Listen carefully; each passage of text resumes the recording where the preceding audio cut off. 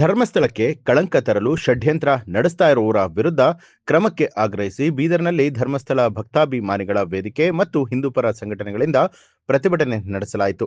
ನಗರದ ಬರೀದ್ ಗಾರ್ಡನ್ನಿಂದ ಜಿಲ್ಲಾಧಿಕಾರಿ ಕಚೇರಿಯವರೆಗೆ ಬೃಹತ್ ಪ್ರತಿಭಟನಾ ರ್ಯಾಲಿಯನ್ನು ನಡೆಸಿ ಧರ್ಮಸ್ಥಳದ ವಿರುದ್ಧ ಷಡ್ಯಂತ್ರ ನಡೆಸ್ತಾ ಇರುವವರ ವಿರುದ್ಧ ಹಾಗೂ ಧರ್ಮ ವಿರೋಧಿಗಳ ವಿರುದ್ಧ ಧಿಕ್ಕಾರಗಳನ್ನು ಕೂಗಿ ಆಕ್ರೋಶ ವ್ಯಕ್ತಪಡಿಸಿದರು.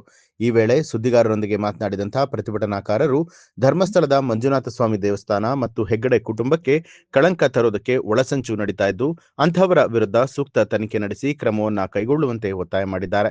ಈ ಸಂದರ್ಭದಲ್ಲಿ ಜಿಲ್ಲೆಯ ವಿವಿಧ ಕಡೆಗಳಿಂದ ಆಗಮಿಸಿದ ಹಿಂದೂಪರ ಮುಖಂಡರು, ಕಾರ್ಯಕರ್ತರು ಸೇರಿದಂತೆ ಸಾವಿರಾರು ಮಹಿಳೆಯರು ಪ್ರತಿಭಟನೆಯಲ್ಲಿ ಭಾಗಿಯಾಗಿದ್ದರು.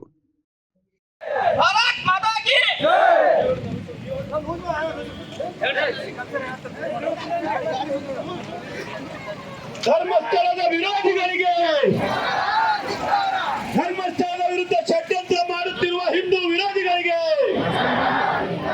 ಧರ್ಮಸ್ಥಳದ ವಿರುದ್ಧ ಷಡ್ಯಂತ್ರ ಮಾಡುತ್ತಿರುವ ಹಿಂದೂ ವಿರೋಧಿಗಳಿಗೆ, ಮಾನಗೆಟ್ಟ ಹಿಂದೂ ವಿರೋಧಿಗಳಿಗೆ, ಹಿಂದೂ ವಿರೋಧಿ ಷಡ್ಡರಿಗೆ. ನ್ಯೂಸ್ ಅಲರ್ಟ್, ನಿಮ್ಮಿಂದ ನಿಮಗಾಗಿ.